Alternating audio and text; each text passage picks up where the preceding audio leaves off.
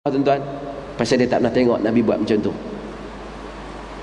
Mereka jawab, demi Allah wahai Abu Abdul Rahman, kami hanya bertujuan baik. Hak ni jawapan antarabangsa sepanjang zaman. Semua orang jawab macam ni. Tujuan kita baik, bukan kita nak buat jahat yang depa duk kalut tu. Yang ni lah yang puak-puak tu jawab kepada Abdullah bin Mas'ud. Kata Abdullah bin Mas'ud, betapa ramai orang yang bertujuan baik tetapi tidak menepatinya. Sesungguhnya Rasulullah SAW telah menceritakan kepada kami suatu kaum yang membaca Quran namun tidak lebih dari kerongkong mereka. Demi Allah, aku tidak tahu, barangkali kebanyakan mereka dari kalangan kamu. Kata Amr bin Salamah, kami melihat kebanyakan puak tersebut bersama Khawarij memerangi kami pada hari Nahrawan. Tuan-tuan, semasa saya dengan Dr. Abdul Aziz Hanafi, dia kata Nabi larang ni pasal mereka ni nak jadi Khawarij. Tak, kalau Abdullah bin Mas'ud larang benda hak ke depan, kalau amalan baik kenapa dia nak larang? Ya, dia larang kerana benda ni adalah tidak dia lihat pada zaman Nabi. Dia sahabat. Tuan-tuan tengok Anas bin Malik. Anas bin Malik, muka surat 76. Malik bin Anas, Imam Malik, muka surat 76. Imam Malik, satu orang kata, wahai Abu Abdullah, ni gelaran Imam Malik, daripada mana aku patut berihram? Jawab Imam Malik, daripada Zulhulaifah, di tempat mana Rasulullah berihram. Kata lelaki itu, aku ingin berihram daripada masjid Nabi. Ni dia mandai-mandai. Dia duk fikir, Allah, Zulhulaifah tu tak pernah pergi, bukan ada apa kan? Masjid Nabi fadilat lebih besar. Dia fikir cara otak dah. Aku nak ihram daripada masjid Nabi. Lelaki itu kata, jawab Imam Malik, jangan. Kata lelaki itu, aku hanya berihram, aku ingin berihram di kubur Nabi SAW. Jawab Imam Malik, jangan, aku bimbang menimpa ke atasmu fitnah. Jawab lelaki itu, apa fitnah? Ia hanya tambah jarak, hanya jarak yang aku tambah. Apa salahnya aku mula ihram kat tu, aku lalulah kat tu lagi, kan? Kata Imam Malik, apa lagi fitnah yang lebih besar daripada engkau melihat bahawa engkau mendahului suatu kelebihan yang Rasulullah SAW telah menguranginya. Sesungguhnya aku mendengar Allah Ta'ala berfirman, falyahdharil ladzina yukhalifuna an amrihi an tusibahum fitnah aw yusibahum adzabun alim. Oleh kerana itu, hendaklah mereka yang mengingkari perintah Rasul beringat serta berjaga-jaga, jangan ditimpa pada mereka fitnah atau ditimpa pada mereka azab yang perit. Imam Malik kata, apa lagi fitnah yang lebih besar bila engkau menganggap engkau buat satu benda lebih daripada Nabi? Itulah fitnah. Padahal lelaki ni bukan buat apa, nak mula pakai ihram tu nak start daripada kubur Nabi, masjid Nabi. Imam Malik tak bagi ubah agama. Hadirin mukminin sekalian, tengok Syekh Qaradawi last ni. Qaradawi kata apa? Ni orang tanya dia tentang nisfu Sya'ban. Apa kata Qaradawi? Tidak pernah diriwayatkan daripada Nabi SAW dan para sahabat bahawa mereka itu berhimpun di masjid untuk menghidupkan malam nisfu Sya'ban, membaca doa tertentu dan solat tertentu seperti yang kita lihat di sebahagian negeri orang Islam. Bahkan di sebahagian negeri orang Islam berkumpul pada malam tersebut selepas solat maghrib. Mereka membaca surah Yasin dan 2 rakaat dengan niat panjang umur, 2 rakaat lain dengan niat tidak bergantung pada manusia. Kemudian mereka membaca doa yang tidak pernah dipetik dari golongan salaf. Ia adalah doa yang panjang dan menyanggahi nusus, yakni Al-Quran dan Sunnah, juga bercanggahan dan bertentangan maknanya.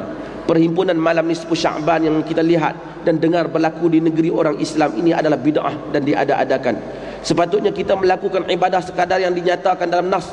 Segala kebaikan itu ialah mengikuti salaf, segala keburukan itu ialah bid'ah golongan selepas mereka, dan setiap yang diada-adakan itu bid'ah, dan setiap yang bid'ah itu sesat, dan setiap yang sesat itu dalam neraka. Ni Qaradawi kata. Kita edah dah benda ni kat Malaysia ni, cuma berhenti. Ada masjid yang berhenti, masjid kata, oh, Qaradawi bukan tahu, ustaz kita lagi tahu.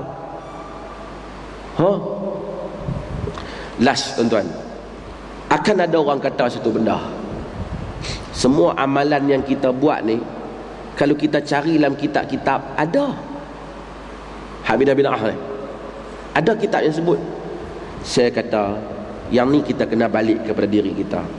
Tuan-tuan, rojokkan kita yang tertinggi pada Quran dengan Sunnah. Nak ikut cakap ulama dengan kita hormat ulama, macam-macam cakap ada. Saya selalu tunjuk benda ni.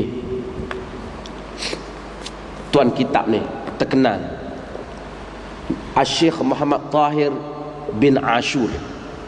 Siapa bahagian maqasid syariah terkenal? Mufti Tunis. Ibn Ashur ni bukan calang-calang orang, tuan-tuan. Ibn Ashur ni ada tafsir Ibn Ashur. Ni buku dia, Maqasidus Syariatil Islamiyah. Dalam Maqasidus Syariatil Islamiyah ni dia kata,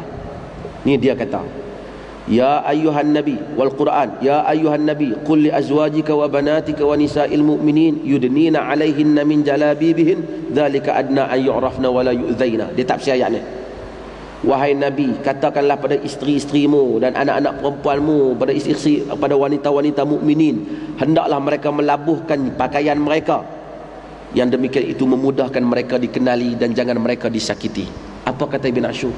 Kata dia, fahadha syar'un ru'iyat fihi 'adatul Arab fal aqwamul ladzi la yattakhiduna al jalabib la yanaluhum min hadha at-tashri'in nasib. Maksudnya ayat ini hanya untuk khas meraihkan bangsa Arab. Mana-mana bangsa yang mana asal mereka tak pakai tudung labuh ni, tak payah. Dia ulama besar, tapi lah masalah ni dia silap.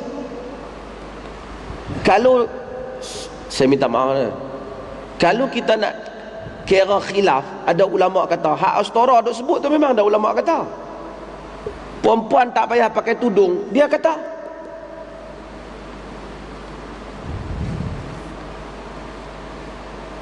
Apa Quraisy Shihab, tokoh tafsir Indonesia pun kata.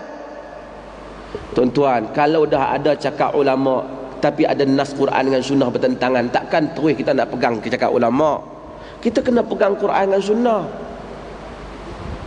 Kalau dok main khilaf, Allah benda ni khilaf, ada ulama kata boleh.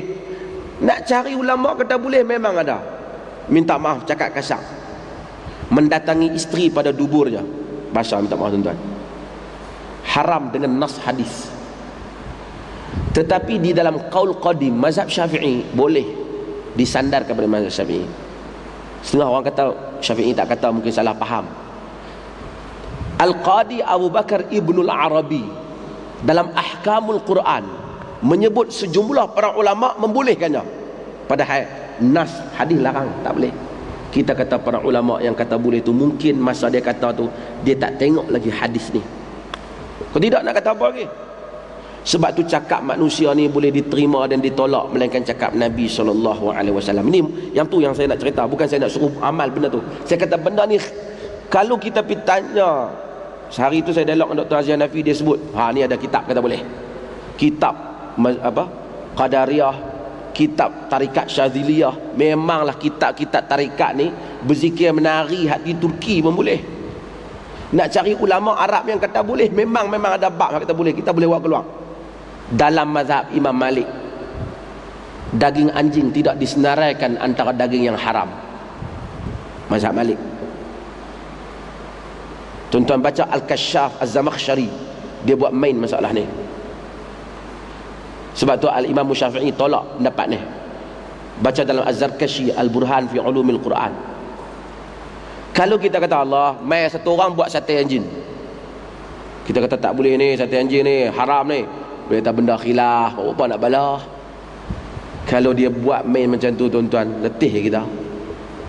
Sebab tu ada khilaf yang boleh kita terima, ada khilaf yang kita tak boleh terima. Nak derah pelan baca bismillah, tu derah pelan tu khilaf yang boleh kita terima lah.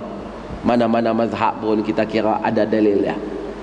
Tapi bab-bab bid'ah ni, khilaf ni kita tak terima.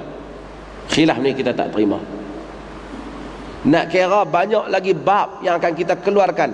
Bahawa Al-Buti, saya bukan suka Al-Buti ni, tapi Al-Buti kata semua. Saya masa dalam dengan majlis dengan Dr. Aziz Hanafi, dia menyebut bahawasanya kita tak boleh berbalas